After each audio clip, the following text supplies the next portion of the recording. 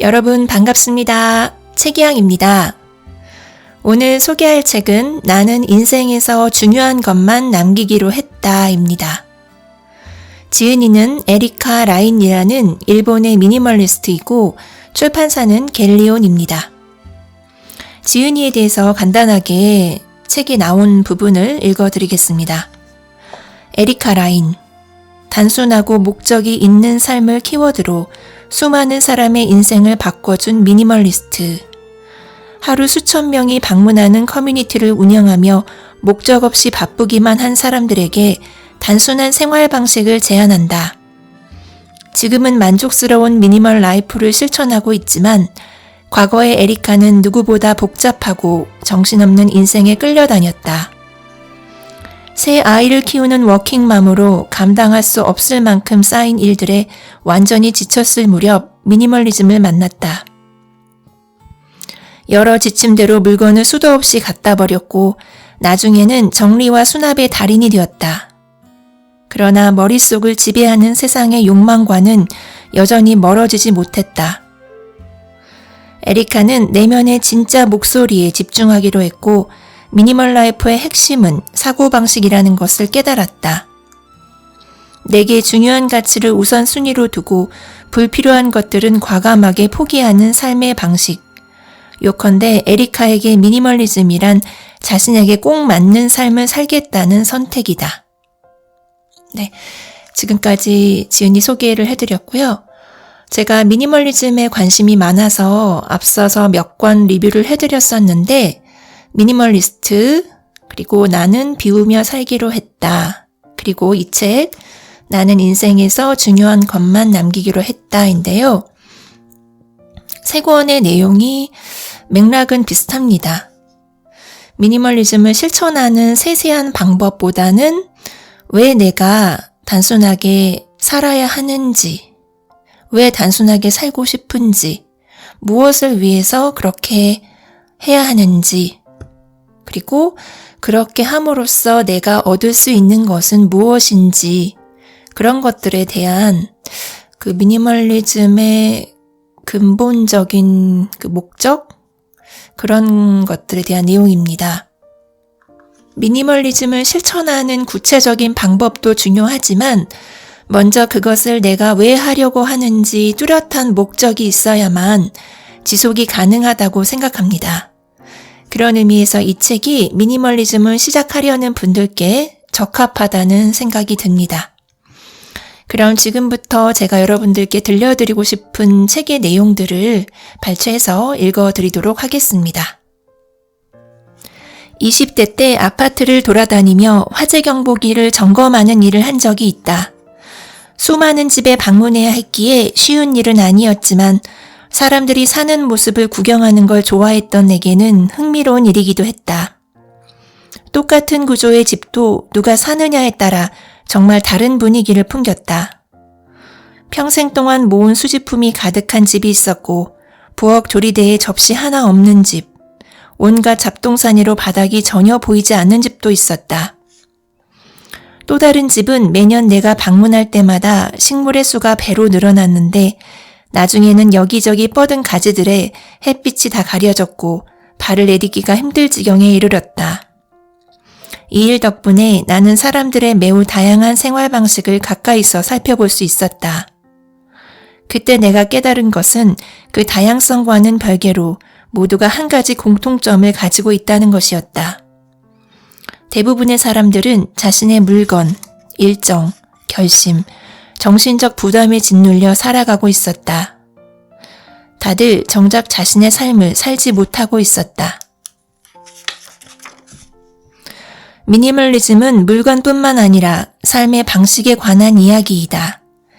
이 책에서는 미니멀리즘을 향한 획일적인 접근 방식을 거부한다. 당신이 상상하는 미니멀리스트의 하얗고 휑한 집을 제안하지 않을 것이다. 각자가 중요하게 생각하는 가치가 다르기 때문이다.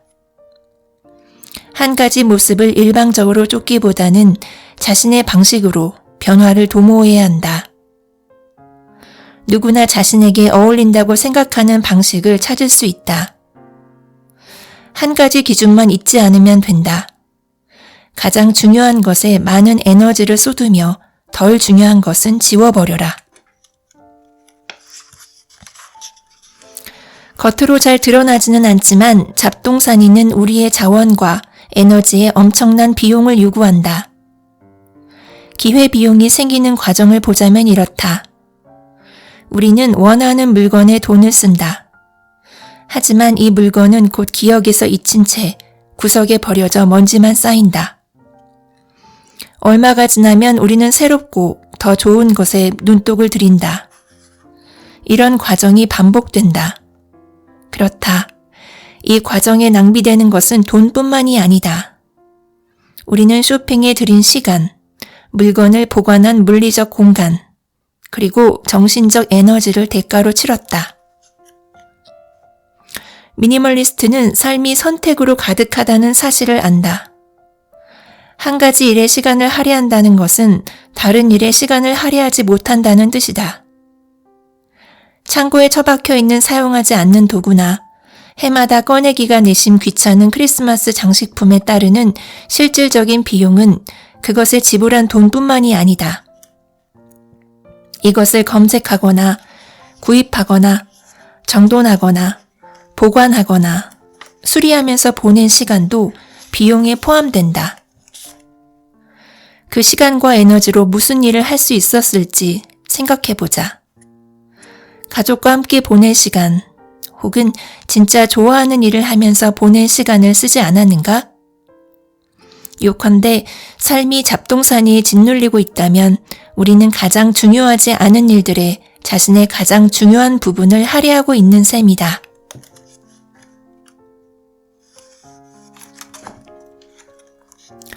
대부분의 소비는 기분 전환과 일시적인 만족감을 제공한다.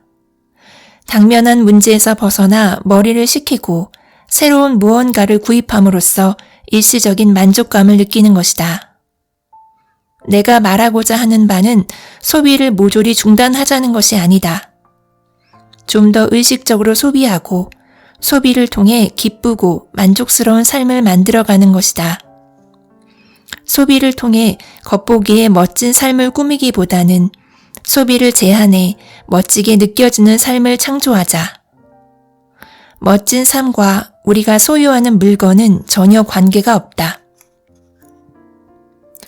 지금 당장 당신의 삶의 즐거움과 성취감을 선사하는 물건의 목록을 작성한다면 무엇을 적겠는가? 머리에 떠오르는 것을 재빨리 적어보자. 나는 대부분의 사람이 가족과 친구를 맨 위에 적을 것이라고 생각한다. 인간관계가 행복의 밑바탕이라는 사실은 굳이 배우지 않아도 알기 때문이다. 그 다음으로는 아마 창의적인 일, 남을 위한 보답과 봉사, 신앙, 경제적 안정, 삶과 일에서의 목표의식 등을 적을 것이다. 장담컨대 새로 산 청바지나 지난주에 구입한 전자제품 혹은 최근 아마존에서 주문한 5가지 물건을 적지는 않을 것이다. 미니멀리즘의 숨겨진 묘미는 이것이다. 물건을 버리고 소비를 줄이는 일이 미니멀리즘의 핵심처럼 보일 수 있으나 실제로는 전혀 그렇지 않다.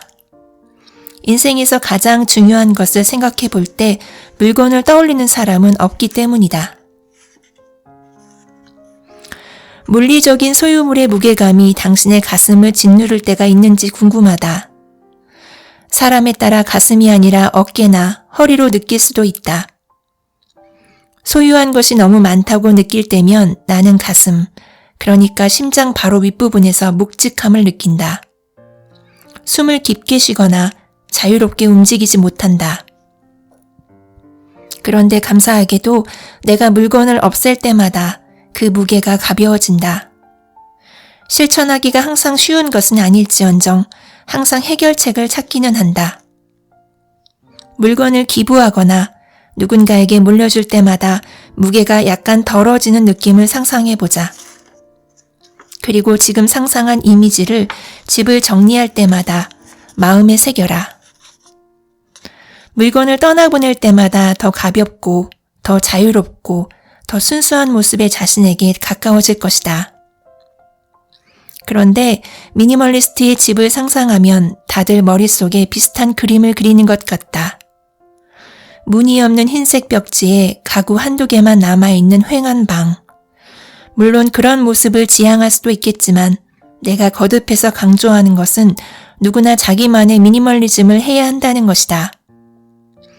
자신이 중요하게 생각하는 것을 잊은 채 깔끔한 방만을 목표로 하면 금세 지치고 포기하게 된다. 한 가지 모습을 일방적으로 쫓기보다는 자신의 방식으로 변화를 도모해야 한다.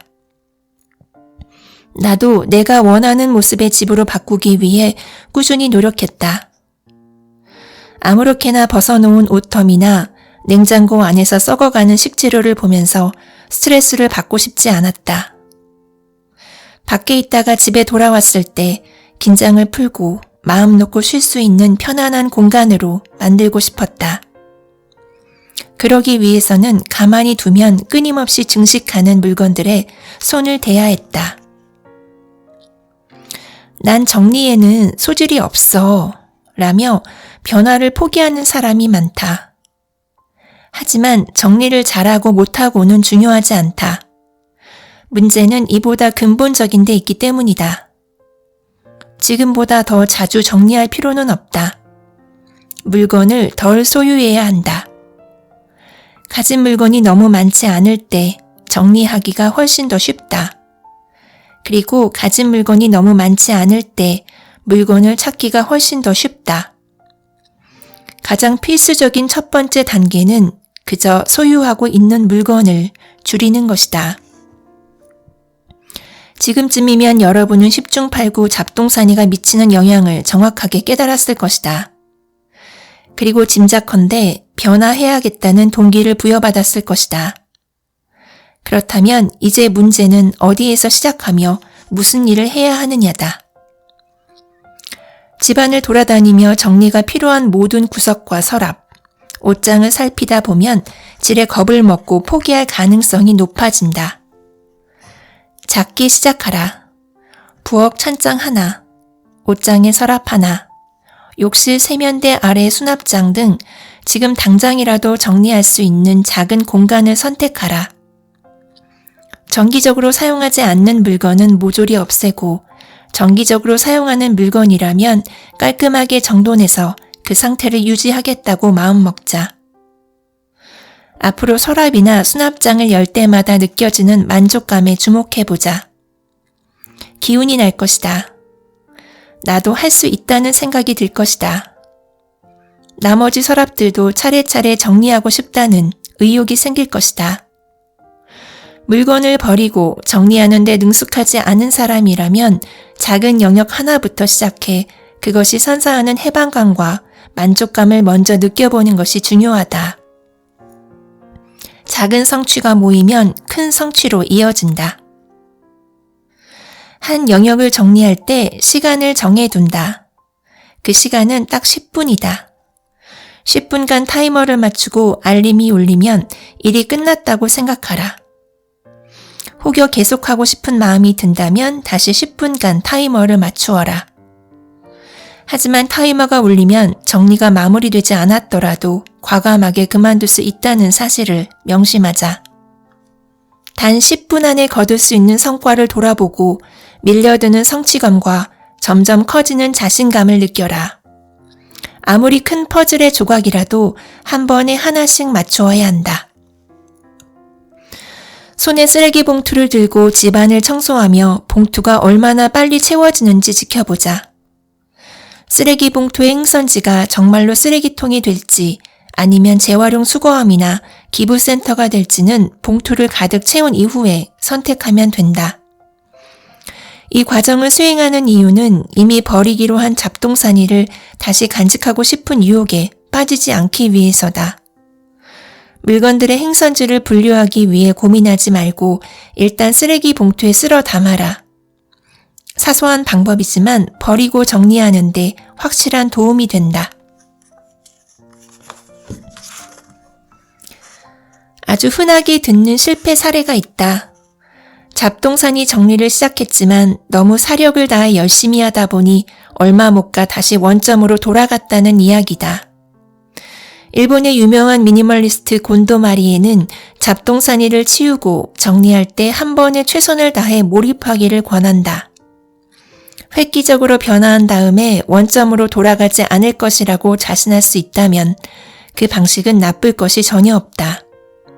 하지만 아이들, 건강 문제, 열의가 부족한 배우자 등 방해 요소가 다분한 삶을 살고 있는 보통 사람이 처음부터 정리에 너무 많은 에너지를 쏟는 것은 좋은 방법이 아니다. 꾸준함이 더 중요하다. 한 번에 한 영역씩 정리하고 그 상태를 유지하면서 자기만의 속도로 움직여라. 미니멀 라이프를 시작하고 나서 필연적으로 부딪히는 어려움 가운데 하나가 애정이 담긴 물건을 버리는 일이다. 이럴 때는 딱히 추억이 담기지 않은 물건들, 예를 들어 부엌 집기, 잃어버렸을 때마다 사다 보니 여러 개가 되어버린 충전기 같은 것부터 버려보자. 그런 물건부터 시작하다 보면 자신감이 쌓인다. 중요성이 적은 물건을 버리는 경험이 쌓이면 더 중요하거나 애정이 담긴 물건 중에서 버릴 수 있는 것과 없는 것을 구분하는 법을 터득할 수 있다. 하나가 들어오면 하나가 나간다. 이 방법을 실천하는 사람이 꽤 많다. 그럴 만한 이유가 있다. 무언가를 집에 들일 때마다 다른 무언가를 내보내기. 간단한 규칙이다. 새 청바지를 사면 낡은 청바지를 내보낸다. 부엌 칼을 사면 무뎌진 칼 혹은 다른 부엌 집기를 내보낸다. 새로 나온 무선 청소기를 구매하기로 했다면 제품을 집에 들이기 전에 오래된 청소기를 처분할 방법을 먼저 고민하라. 이는 단순하지만 어려운 방법이며 그만큼 필수적인 전략이다. 구입하는 물건을 줄여라. 집안에 들어오는 물건을 부단히 경계하고 또 경계하라. 그래야 진정으로 발전할 수 있다. 물건을 계속해서 들여올 거면 왜 그동안 물건을 고심해서 선별하고 버리고 정리했는가? 물건을 내보내기 위해 했던 노력이 수포로 돌아가지 않도록 하자.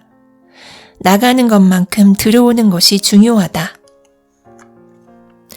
옷장을 정리하고 나서 세상을 평정할 수 있을 것 같은 기분을 느낀 적이 있는가? 이 솟구치는 성취감은 매우 강렬해서 삶의 다른 영역으로 확장되기 마련이다. 갑자기 이직을 계획하고 여행을 계획하거나 오랫동안 눈독을 들이던 동호회에 참석할지 모른다. 이런 에너지는 아름다운 것이다. 그러나 이 솟구침이 잦아들고 정리한 모든 공간의 새로움이 차츰 사라져 새로운 일상에 적응하고 나면 한층 더 심오한 무언가가 펼쳐진다. 마음속에 생긴 더 큰 공간을 발견하게 되는 것이다. 가치관에 가장 근접한 인생을 살게 되니 많은 것이 변했다. 속내를 털어놓는 아이들과 눈을 맞추게 되고 남편의 단점보다는 그의 노력을 먼저 발견하게 되며 친구가 입을 열기도 전에 그의 고통을 느낄 수 있었다. 미니멀리스트의 여정이 당신의 마음속에 만드는 공간을 지켜보고 이를 활용해 소중한 인간관계를 더욱 돈독하게 만들어라. 미니멀리즘은 사고방식이다. 몇 년이 걸리더라도 서서히 자신에게 적합한 삶을 향해 나아가겠다는 결심이다. 나의 참모습과 어울릴 뿐만 아니라 나를 한층 더 충만한 사람으로 만드는 삶이다. 그리고 무엇보다 미니멀리즘은 원하기만 하면 내 것이 되는 정체성이다. 소비 습관에서 시간 관리, 그리고 인간관계에 이르기까지 가장 근본적인 행동을 진정으로 변화시키려면 정체성을 바꾸어야 한다. 언제나 지망생에 머물기보다는 오늘부터 미니멀리스트라는 정체성을 갖기로 선택하라. 이 정체성을 완전히 당신의 것으로 삼아라. 피할 수 없는 실패도 겸허히 받아들여라. 다시는 정신없는 삶으로 돌아가지 않겠다고 다짐하라. 삶이 천천히 변화하는 모습을 지켜보라. 네, 여기까지 여러분 나는 인생에서 중요한 것만 남기기로 했다 읽어드렸습니다. 오늘도 끝까지 들어주신 여러분 진심으로 감사드립니다. 지금까지 최기양이었습니다.